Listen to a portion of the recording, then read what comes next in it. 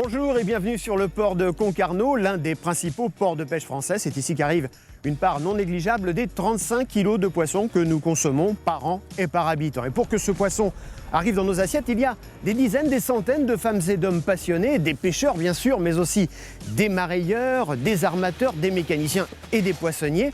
Tous, je vous invite à les découvrir chaque semaine sur Campagne TV. Et tous aussi se sont rassemblés sous la bannière Pavillon France. Alors, Gérard Guinen, bonjour. Bonjour Philippe. Vous êtes le président de Pavillon France. Alors, Pavillon France, c'est quoi? Alors Pavillon France, c'est effectivement la traduction de ce regroupement de tous les opérationnels de la filière autour d'une marque. Et c'est aussi le fait de pouvoir permettre aux consommateurs de savoir ce qu'il achète, un produit pêché par la pêche française. Alors, justement, pour les consommateurs, ça apporte quoi, ce logo Pavillon France? Ça va leur apporter effectivement la certitude que ce poisson a été pêché par ces pêcheurs français, débarqué sur des ports français, et donc une véritable traçabilité du produit, une qualité surveillée, contrôlée par des organismes de contrôle, et donc effectivement le service du consommateur qui pourra enfin choisir son produit dans la tradition du Made in France et de cette démarche de qualité. Au-delà de l'aspect économique, des relations avec le consommateur, c'est aussi une formidable aventure humaine, Pavillon France. C'est là-dessus que je crois qu'il faut mettre l'accent, car effectivement, c'est la seule expérience probablement en France aujourd'hui, peut-être dans le monde, dans laquelle tous les opérateurs se sont mis au service de leur filière. C'est-à-dire qu'aujourd'hui, ça nous permet d'associer aussi bien le pêcheur qui est sur le bateau que le poissonnier qui veut vendre le poisson dans une démarche afin d'améliorer la qualité. Il est nécessaire aujourd'hui que tout le monde se mette au service de cette filière. C'est du Made in France dans nos assiettes? C'est absolument du Made in France dans nos assiettes, avec la qualité du Made in France.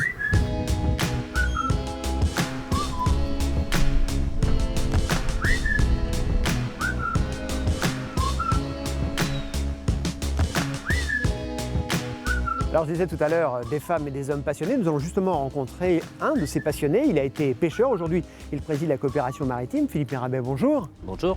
Alors, dites-moi, Pavillon France, est-ce que c'est pas destiné aussi à redonner de la fierté aux pêcheurs et à les faire sortir de l'anonymat? Bien sûr, ils le méritent. C'est un métier passionnant, un métier un peu dur par moments. C'est surtout un métier noble. Et ce métier, il faut à tout prix le pérenniser. Et ces initiatives qui sont prises aussi bien pour valoriser les espèces de nos producteurs, mais aussi pour faire découvrir nos pratiques, est primordiale pour justement régénérer nos marins. Alors, comment on fait passer le message? Qu'est-ce qu'on dit aux consommateurs pour qu'ils comprennent? Il faut qu'on fasse comprendre aux consommateurs que même si pour nous c'est un métier de passion, nous le faisons de plus en plus avec des règles responsables où nous privilégions bien sûr la ressource puisque c'est l'avenir de nos flottilles. Alors c'est un métier du vivant, un peu comme les agriculteurs. Oui, on fait partie des métiers du vivant avec nos amis agriculteurs.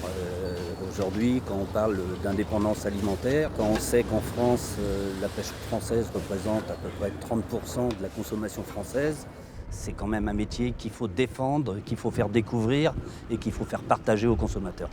Avec un détail quand même par rapport aux agriculteurs, c'est qu'un agriculteur, lui, quand il sème, il sait qu'il va récolter. Plus ou moins, mais il récolte. Vous, quand vous partez en mer, vous ne savez pas si vous allez récolter. À nous, il y a pas mal d'incertitudes. C'est un métier de cueillette à condition qu'il y ait quelque chose à cueillir. On dépend de beaucoup d'aléas, mais c'est aussi ce qui fait le charme de ce métier-là. Est-ce qu'aujourd'hui, selon vous, le métier de marin-pêcheur, ça fait rêver encore?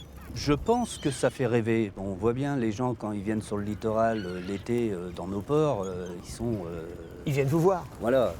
Maintenant, nous les professionnels, il faut à tout prix qu'on mette nos valeurs en avant et surtout qu'on fasse découvrir nos produits. Fierté, réalité, pêche responsable et enthousiasme. Bien sûr. Il faut à tout prix qu'on renouvelle notre flottille et pour ça, il nous faut des nouveaux marins et leur transmettre notre passion.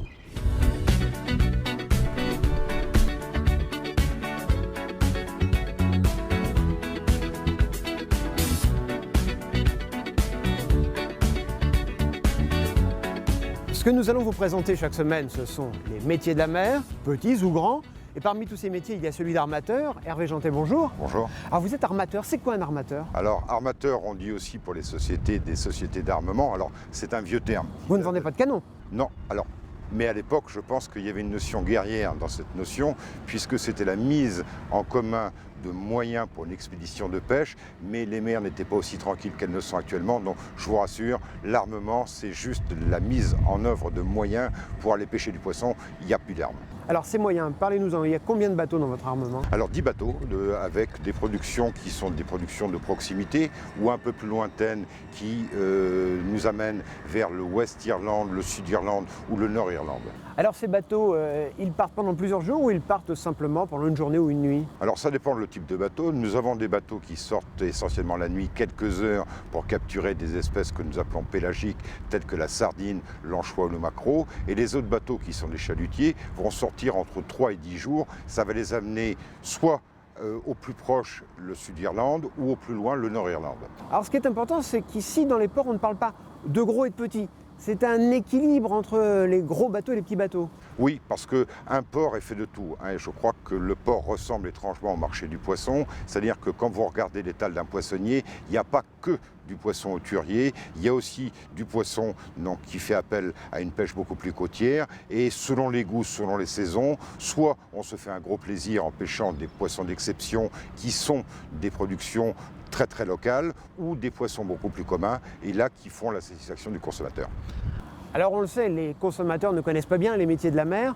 Qu'est-ce qu'on peut dire sur ces bateaux? Qu'aujourd'hui ce sont des Formule 1, des concentrés de technologie qui permettent une pêche plus responsable? Oui, quand on regarde un bateau, en fin de compte, ça fait appel à beaucoup de métiers. On a le métier de la construction navale, mais on a aussi l'électronique, c'est très moderne. Il y a des radars, il y a des ordinateurs. Alors peut-être pas des Formule 1, mais effectivement des concentrés de technologie.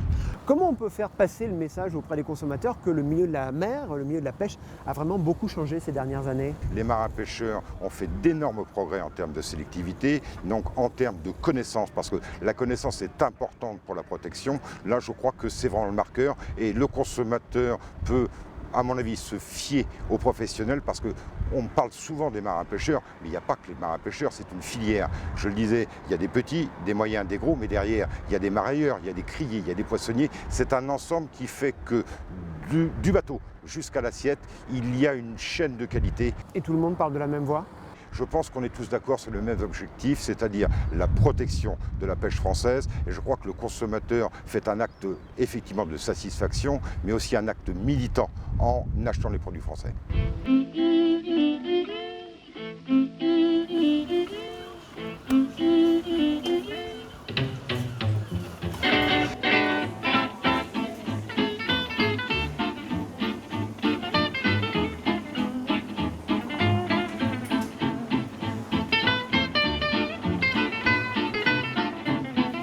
Alors après le port de Concarneau, nous sommes maintenant sous les halles de Concarneau. Et s'il y a du poisson comme celui-ci dans les rayons, bonjour mesdames, c'est grâce à des gens comme Jean-Michel Lefloc. Jean-Michel, bonjour. Bonjour. Alors vous êtes marailleur, c'est quoi le métier de marailleur? C'est celui qui vend le poisson, qui achète le poisson pêcheur et qui vend le poisson un petit peu partout en France et en Europe. C'est-à-dire que c'est le maillon de la filière qui s'occupe de la commercialisation. Alors, est-ce que c'est facile de valoriser le poisson pêché par les marins français, par les bateaux français, donc la pêche française? Alors, ça n'est pas si facile parce qu'en fait, sur les étals en France, on ne voit pas forcément d'où vient le poisson. On sait qu'il est de pêché en Atlantique Nord-Est, mais on ne sait pas s'il vient d'un port breton, s'il vient d'un port boulonnais, s'il vient d'un port écossais. Alors, comment vous vous y prenez pour valoriser le produit des pêcheurs français? Depuis l'apparition de Pavillon France, nous pouvons marquer le poisson jusqu'à l'étal. C'est-à-dire que nous achetons le poisson au bateau français, nous marquons le poisson, et le poisson, donc jusqu'à l'étal, peut être indiqué poisson d'origine française. Alors justement, quelle garantie pour le consommateur? Il y a un cahier des charges que nous avons signé qui garantit au consommateur final que le poisson a bien été acheté sur un bateau français. Et est-ce qu'au final, ça permet vraiment de valoriser le travail des gens de la mer? Oui, parce que ça permet au consommateur final, devant un étal, de savoir s'il achète du poisson d'importation ou du poisson pêché par des bateaux français.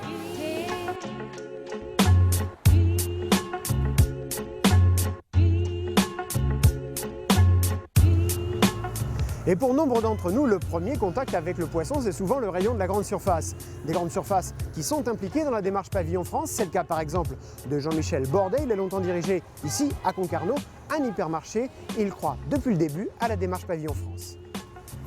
Alors, la grande distribution accompagne la démarche Pavillon de France, d'une part en étant un support de communication important dans ces rayons, dans ce qu'on appelle la publicité sur lieu de vente, Et puis aussi, et surtout, elle l'accompagne financièrement de manière extrêmement importante, puisqu'il y a une cotisation qui est payée par la distribution sur le chiffre d'affaires poisson.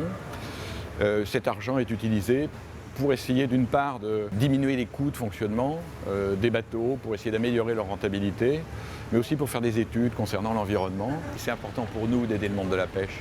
D'abord parce que moi j'habite Concarneau par exemple, eh bien les pêcheurs c'est mes voisins, c'est mes amis, et puis je suis attaché au fait qu'ils vivent bien de leur métier. Et donc cette action a pour objectif aussi de les aider à mieux vivre de leur métier. Ils font un métier extrêmement dangereux, difficile, dur.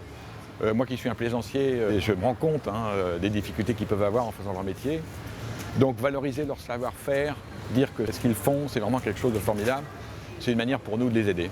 Alors la création de Pavillon France, c'est quelque chose qui plaît au consommateur. Le consommateur est demandeur de marque, parce que ça le rassure. Et puis, j'allais dire que c'est plus efficace pour le consommateur qu'un label, parce qu'il sent qu'il y a quelqu'un derrière. Alors que Monsieur Label, qui sait? Voilà. Alors on peut appeler ça un engagement citoyen, c'est vrai. Mais je veux dire qu'un distributeur, il ne voit pas que son intérêt économique immédiat. Il a aussi des valeurs, un patriotisme évident. Et donc, Pavillon France, c'est quelque chose qui va tout à fait dans ce sens-là et qui plaît bien à l'ensemble de la distribution.